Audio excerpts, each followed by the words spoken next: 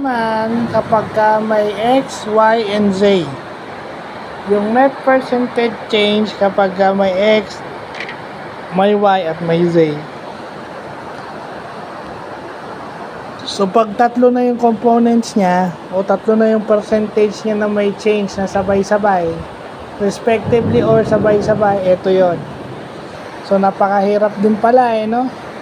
So kailangan talaga ma-master mo rin siya ng tama. Pero usually kasi ang binibigay sa mga exam para hindi masyadong mahaba is 2 lang. Pero mas maganda na rin na nakuha natin yung may pangatlo.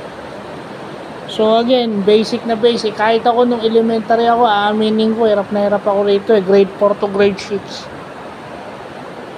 So, hindi, yun lang no? Sana mabalikan ko siya at every time na titignan ko siya, maaalala ko siya.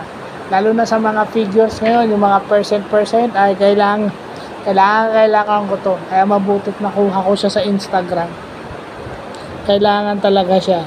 So, yun lang po.